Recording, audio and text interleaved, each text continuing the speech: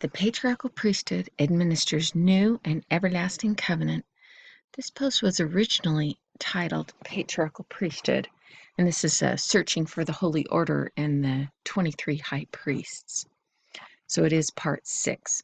I recently had a comment by someone who disagrees with the proposition that the priesthood that was restored by Peter, James, and John was what Joseph Smith and the scriptures refer to as patriarchal priesthood, or that it is a priesthood based on lineage, in the sense that the Aaronic priesthood is based on lineage. Here's his comment. Quote, I fail to see any evidence that Peter, James, and John had anything to do with the patriarchal priesthood, end of quote. I totally understand why he feels the way he does. I felt the same way a few short years ago, and it's still a struggle for me to get used to this new way of viewing the priesthood. When the thought first occurred to me after reading Joseph Smith's discourse on the 3 orders of priesthood, that the second patriarchal priesthood, often named after Abraham and Moses, was referring to the priesthood that was restored by Peter, James, and John, it did not resonate with me either. It kind of goes against everything I'd ever been taught. One of the things that seems strange to me is that a person could be born with priesthood because of lineage and yet need to be ordained to that priesthood by the laying on of hands. Yet that is the way the Aaronic priesthood is. The seed of Aaron has a legal right to it, but it still needs to be ordained or anointed or confirmed by the laying on of hands. I will now try to provide a few scriptures and words of Joseph Smith to show why I have come to believe differently. First, let's review a few of the diary entries from the discourse that started me considering the possibility that both of the priesthoods restored in 1829 are related to lineage. Although those taking notes of the sermon list the 3 priesthoods in different order, it's obvious that they are saying the same thing. Here's a journal entry from someone who listened to Joseph Smith's discourse about the 3 divisions of priesthood. Quote, 3 grand orders of priesthood referred to here. First, King of Shalom, power and authority over that of Abraham, holding the key and the power of endless life. Must sacrifice all to attain to the keys of the kingdom of an endless life, anointing and sealing, called, elected, and made sure without father, etc. A priesthood which holds the priesthood by right from the eternal gods, and not be descent from father and mother. This one's highlighted. Second priesthood, patriarchal authority, finish that temple, and God will fill it with power. And then going on, not highlighted. Third priesthood, Levitical. Quote, first Levitical, which was never able to administer a blessing, but only bind heavy burdens which neither they nor their father are able to bear. 2, this one's highlighted, Abraham's patriarchal power, which is the greatest yet experienced in this church, end of highlighting, parentheses, referring to the Church of Jesus Christ of Latter-day Saints in Nauvoo, not the Church of Christ that had been legally organized in 1830. Third, that of Melchizedek, who had still greater power, even power of an endless life. And then second, in another quote, second priesthood, patriarchal authority, finish that temple and God will fill it with power, end of quote. Naturally, before I came upon the content in this discourse years ago, I, like most members of the church, had assumed that there are only 2 priesthoods, Aaronic and Melchizedek. This discourse blew me away and really changed my paradigm. As I began studying the doctrine of priesthood in greater detail, I began to believe that the 3 corroborating testimonies of what Joseph Smith taught that day were accurate and that he was teaching the truth about the priesthood in this discourse. From a very logical point of view, it was obvious to me that the first, lesser priesthood mentioned above was the Aaronic priesthood restored in 1829 by John the Baptist. I then needed to determine which of the other 2 priesthoods listed would have been the priesthood that Peter, James, and John would have restored. It makes sense that the very next priesthood would be the one that was chronologically restored by angels. Nevertheless, I needed more proof because this concept was so foreign to me. I would submit to you that by process of elimination, the priesthood restored by Peter, James, and John has to be the second priesthood that Joseph Smith refers to as Abraham's patriarchal power. Some of the reasons for making this deduction are as follows. The Melchizedek priesthood that was restored in 1831 at the Special Conference of the Morley Farm was clearly a higher priesthood authority than the previous two priesthoods that had been restored by angels. The highest, Melchizedek priesthood, is clearly the third one mentioned above, and is verified as such by Joseph's acknowledgement that it represents the, quote, power of endless life, end quote. Hence, the second priesthood had to be the one restored by Peter, James, and John. The highest portion of the Melchizedek priesthood is the one that is bestowed by the voice of God himself. The above summary indicates that God will fill the temple and power after the patriarchal priesthood builds it. Fill the temple with power after the patriarchal priesthood builds it. Again, by process of elimination, it appears that it was the authority restored by Peter, James, and John that builds the temple, not the Aaronic, or the highest power of God that would be restored again after the Nauvoo temple was finished. While I feel that the discourse itself provides strong evidence for the proposition, I needed to have confirmation from the scriptures. Now let me call your attention to the following passage from section 84. Quote, 31. Therefore, as I said concerning the sons of Moses, for the sons of Moses and also the sons of Aaron shall offer an acceptable offering and sacrifice in the house of the Lord. That's highlighted. Which house shall be built unto the Lord in this generation upon the consecrated spot as I have appointed. And the sons of Moses and of Aaron shall be filled with the glory of the Lord upon Mount Zion in the Lord's house, whose sons are ye, and also many whom I have called and sent forth to build up my church. For whoso is faithful unto the obtaining these two priesthoods, of which I have spoken, and the magnifying their calling, are sanctified by the Spirit unto the renewing of their bodies. This is highlighted, verse 34. They become the sons of Moses and Aaron and the seed of Abraham and the church and kingdom and the elect of God. End of highlighting. Verse 35. And also all they who receive this priesthood receive me, saith the Lord. For he that receiveth my servants receiveth me. And he that receiveth me receiveth my Father. And he that receiveth my Father receiveth my Father's kingdom. Therefore all that my Father hath shall be given unto him. And this is according to the oath and covenant which belongeth to the priesthood. Therefore all those who receive the priesthood receive this oath and covenant of my Father, which he cannot break, neither can it be moved. But whoso breaketh this covenant after he hath received it, and altogether turneth therefrom, shall not have forgiveness of sins in this world, nor in the world to come.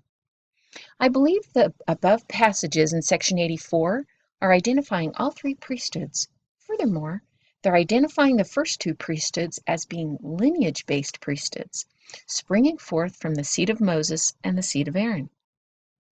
Notice verse 33, which states that those who magnify the two priesthoods become the sons of Moses and Aaron. In other words, if they're not already of that lineage, they become adopted into those priesthood lineages upon magnifying the priesthood they had been called to.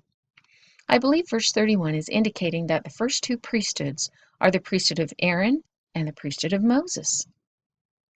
The third priesthood is identified by the words sanctified and renewed in verse 33.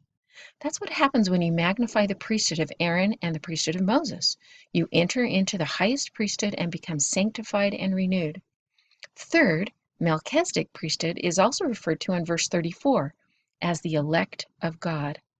With the highest priesthood, you're elected by the Father, not simply according to your lineage, but because of your faith. At that point, you transcend to the highest priesthood, and you receive the Father and all that the Father has. The bestowal of the Aaronic priesthood does not give you all that the Father has. The reception of the higher patriarchal priesthood of Moses does not give you all that the Father has. It's only after one has received and magnified those priesthoods that one enters into the oath and the covenant of the Father's priesthood. There's no oath made when the Aaronic priesthood's bestowed. There's no oath and covenant which is made when the second patriarchal priesthood of Moses and Abraham is bestowed. It's only after magnifying those priesthoods that one becomes sanctified and enters into the oath and covenant of the Father like Enoch and Melchizedek did.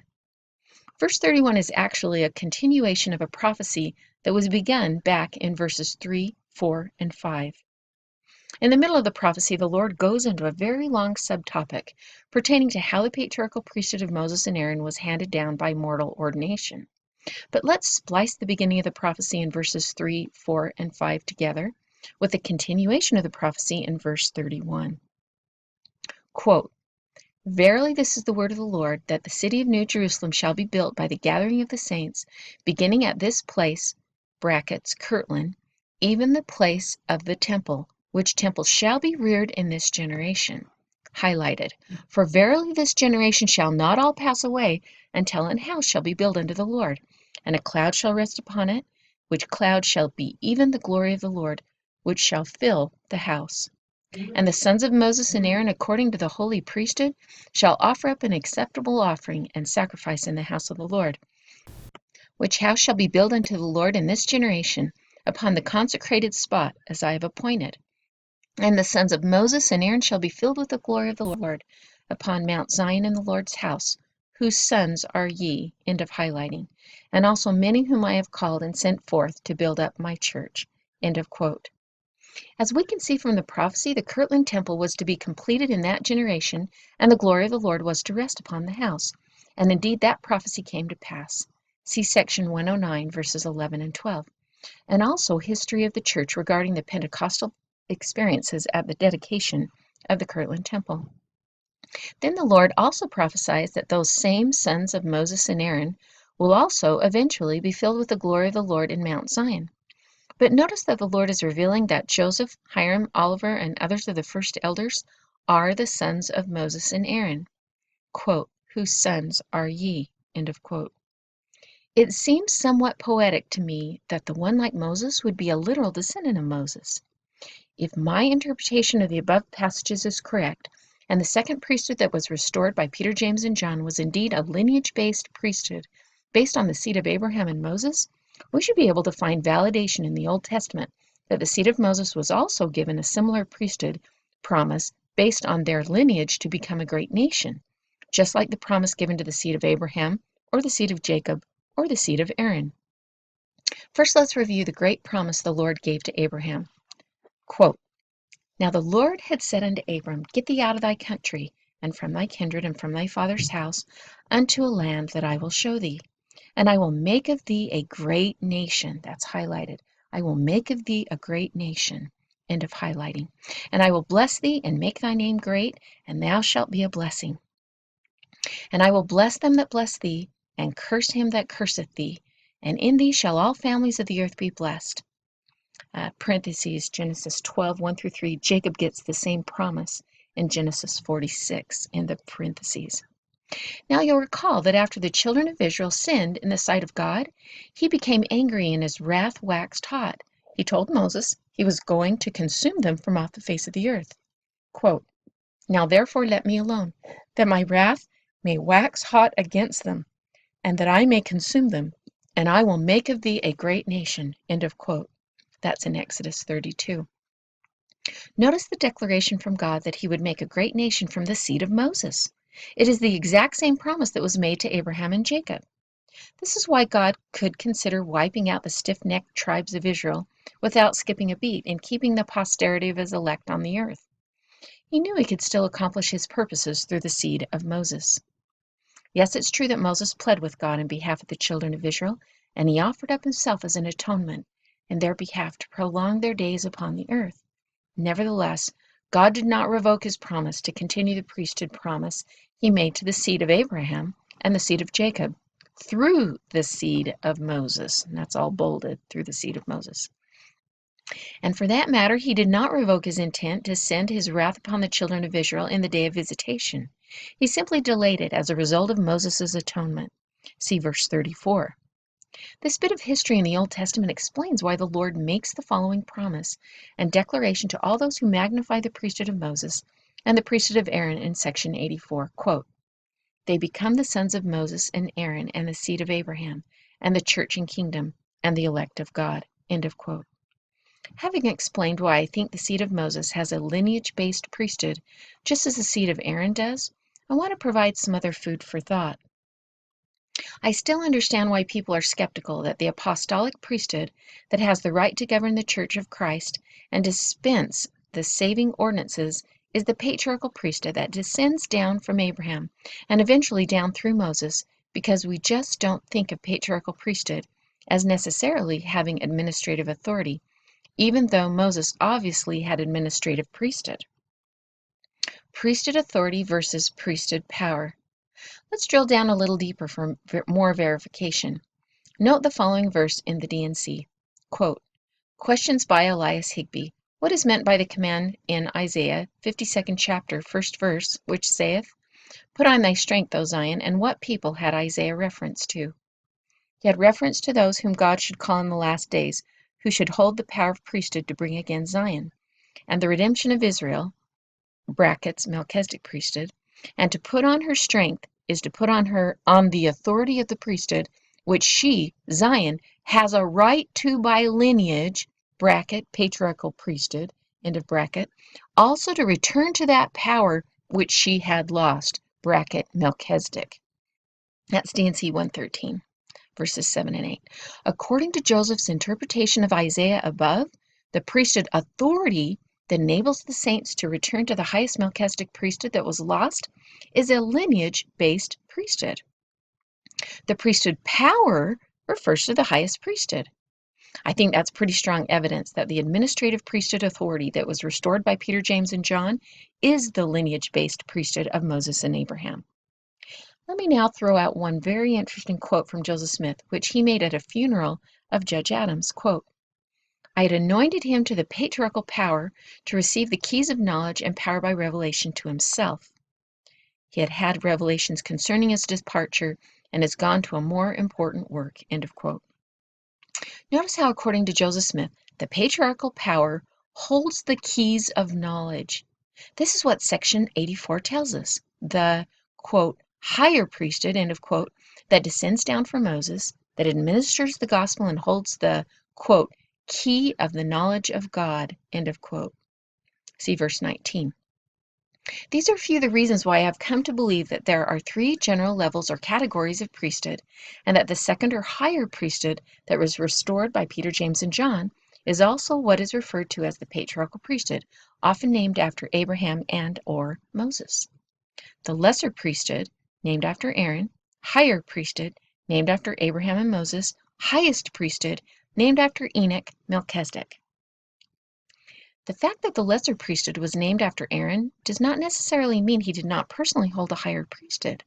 Conversely, the fact that the patriarchal priesthoods are named after Moses and Abraham certainly does not mean that they each did not attain the highest and most holy priesthood personally. Here's another thing to consider.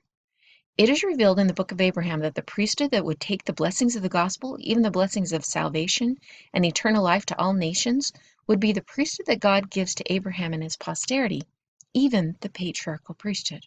Quote, my name is Jehovah, and I know the end from the beginning. Therefore my hand shall be over thee, and I will make of thee a great nation, and I will bless thee above measure, and make thy name great among all nations. And thou shalt be a blessing unto thy seed after thee, that in their hands they shall bear this ministry and priesthood unto all nations. And I'll bless them through thy name, for as many as receive this gospel shall be called after thy name, and shall be accounted thy seed, and shall rise up and bless thee as their father. And I will bless them that bless thee, and curse them that curse thee, and in thee, parentheses, that is in thy priesthood, and in thy seed, that is thy priesthood, for I give unto thee a promise that is right shall continue in thee, and in thy seed after thee, that is to say the literal seed, or the seed of the body, shall all the families of the earth be blessed, even with the blessings of the gospel, which are the blessings of salvation, even of life eternal. End of quote. Clearly, it's the Abrahamic priesthood that administers the saving ordinances of the gospel of Jesus Christ. Now take a look at what the Lord reveals in section 124. Quote, and as I said unto Abraham concerning the kindreds of the earth, even so I say unto my servant Joseph, in thee and in thy seed shall the kindred of the earth be blessed. End of quote. As you can see, Joseph Smith and his seed held the same priesthood and the same promise as Abraham. They held the lineage-based priesthood that blesses the nations of the earth with the gospel. Now look at these passages. They reveal that the priesthood that presided over the church in Nauvoo was the lineal priesthood of Abraham, that it's administered by ordination, blessing, and by right of descent. Notice also the same promise that the Lord gave to Abraham pertaining to the blessings and cursings. Quote, "And again, verily I say unto you, let my servant William be appointed, ordained, and anointed as counselor unto my servant Joseph, in the room of my servant Hiram, that my servant Hiram may take the office of priesthood and patriarch, which was appointed unto him by his father, by blessing and also by right. That from henceforth he shall hold the keys of the patriarchal blessings upon the heads of my people. And whosoever he blesses shall be blessed, and whosoever he curses shall be cursed. That whatsoever he shall bind on earth shall be bound in heaven, and whatsoever he shall loose on earth shall be loosed in heaven. And from this time forth I appoint unto him that he may be a prophet and a seer and a revelator unto my church, as well as my servant Joseph, that he may act in concert also with my servant Joseph, and that he shall receive counsel from my servant Joseph, who shall show unto him the keys whereby he may ask and receive, and be crowned with the same blessing and glory and honor and priesthood and gifts of the priesthood that once were put upon him that was my servant Oliver Cowdery." Verses 91 through 95. The above passages also reveal that the president of the church, who acts as a prophet, seer, and revelator, does so under the priesthood authority of the patriarchal priesthood. Lastly, notice that Hiram is taking the same priesthood office that was originally held by Oliver Cowdery. This proves that the church in Nauvoo was functioning under the same patriarchal priesthood that the restored Church of Christ had during the first 2 years preceding the restoration of the fullness of the priesthood that was restored at the Morley Farm. But what about the fullness of the priesthood that had been restored in 1831? What happened to it? This very same section, section 124, informs us that the fullness of the priesthood had been lost. Quote, "For there is not a place found on earth that he may come to and restore again that which was lost unto you, or which he hath taken away, even the fullness of the priesthood." That's in verse 28. End of quote. And as you can see, when you compare the above passages in the book of Abraham with the passages in section 124, it becomes quite clear that the priesthood that governed the church between 1829 and 1831 was the patriarchal priesthood that comes down through the posterity of Abraham. It's a priesthood given by birthright and ordination blessing. It was the same priesthood that was governing the church after the fullness of the priesthood, even the Melchizedek priesthood, had been restored and lost again. This was part 6.